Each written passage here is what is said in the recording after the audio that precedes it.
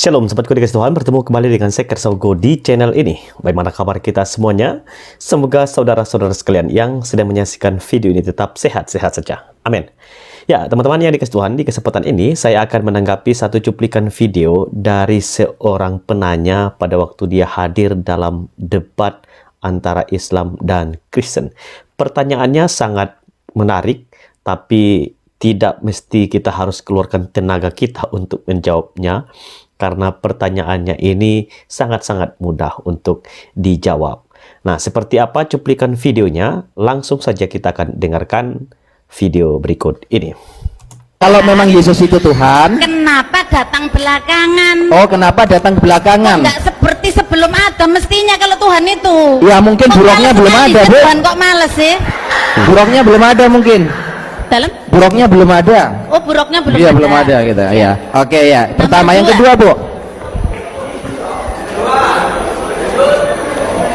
Kalau memang Yesus itu Tuhan, Loh, lagi tapi Yesus dia, Tuhan lagi terus. Ya,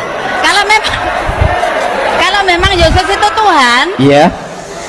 Yesus menerima kitab Injil dari mana? Tuhan menerima dari mana? Tuhan kok menerima dari langit? Loh, langit itu siapa? Loh, ngerti maksud saya? Kalau memang Yesus itu Tuhan, kenapa dia menerima kitabnya diterima dari mana? Berarti dari Tuhan Allah toh? Ngerti maksudnya ya? Iya. Paksa banget. Berapa, Bu, yang ditanyakan, Bu? Ada Oke, jadi banyak-banyak, Bu. kalau orang Islam, Hah? kalau orang Islam percaya kepada Taurat, Zabur, Injil, Al-Quran, Iya. otomatis. Hah? Tapi Iya. kalau orang Kristen, kenapa Al-Quran nggak dipercaya? Kok nggak adil ya? Iya, Bu. Iya, makasih, Bu. Iya, Bu. Udah, Bu Kemudian, ya. kalau memang ya kurang satu lagi. Oh, banyak nggak apa-apa, Bu. Banyak nggak apa-apa. Adakah? Nggak apa-apa. Kalau 1 jam nggak apa-apa ya. Iya, terus, Ya. Bu. Kalau dalam Al-Quran, inna nahnu nazzalna dzikra wa inna lahu lahafidun. Wah. Kamilah, kata Allah, yang menurunkan Al-Quran dan kamilah yang menjaga keasliannya. Nah, Apa di ayat Anda alhamdulillah. ada? Iya. Ibu sudah jadi ustadzah tadi itu. Apa di ayat itu ada? Iya. Dan ada, Kak. Kalau di dalam Islam jutaan orang yang hafal Al-Quran, sehingga ketika ada salah, ada kekeliruan bisa diperbaiki. Iya, oke, Bu. Terima Dibenarkan. kasih, Tetapi Bu, di ya. situ apakah ada yang hafal Oke. kitab Injil? Iya. Kurang satu lagi Iya, ya, Bu. Bu. Oh iya. Udah, Bu, terlalu Apa banyak, Bu. ya? Ini terlalu Kalau banyak, Bu. bahasa, Hah? Hah? kalau bahasa Anda Hah? tidak ada pinjam bahasa orang Ah. Islam, nggak apa-apa. Ada Natal Akbar gitu barangkali. Iya. Nggak apa-apa. Saya bolehkan. Iya.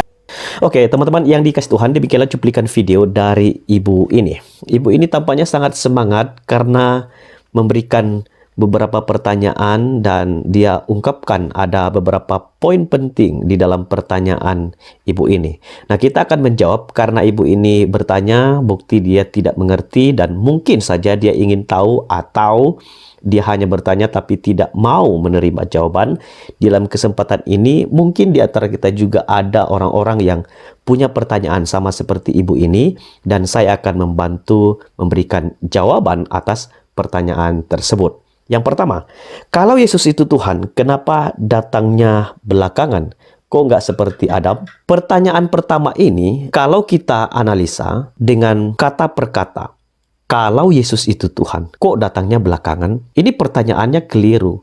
Kalau dia Tuhan, maka dia pasti sudah ada karena dia adalah Allah yang maha hadir. Saya sangat mengerti apa maksud ibu ini karena dia ingin merujuk kepada Yesus Kristus yang datang ke dalam dunia ini sebagai manusia. Kemungkinan besar ibu ini sudah punya konsep bahwa Yesus itu manusia karena dia mendengarkan orang percaya, orang Kristen menyembah Yesus sebagai Tuhan. Nah, itulah sebabnya dia bertanya. Dan jawaban yang tepat adalah kenapa datangnya belakangan? Karena memang itulah waktunya. Dia datang karena sudah selesai segala sesuatu yang telah dinubuatkan di dalam Alkitab, dan pada waktu yang tepat itulah di dalam Perjanjian Baru dicatat di situ Yesus datang ke dalam dunia ini mengambil rupa menjadi seorang hamba, menjadi manusia.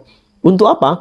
Untuk menyelamatkan manusia yang berdosa. Lalu yang kedua, kalau memang Yesus itu Tuhan, Yesus menerima kitab Injil dari mana?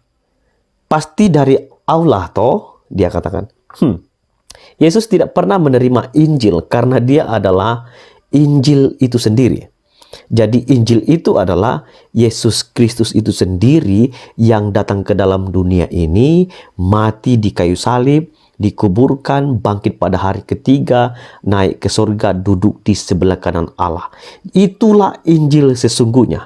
Adapun kitab-kitab Injil di dalam Matius, Markus, Lukas, dan Yohanes, jadi kitab sinopsis, itu adalah kitab Injil yang menceritakan tentang kisah Yesus Kristus, karya keselamatan yang dikerjakannya pada waktu dia datang ke dalam dunia ini. Jadi Yesus itu tidak menerima kitab Injil. Dia sendiri adalah Injil, kabar baik kepada dunia ini.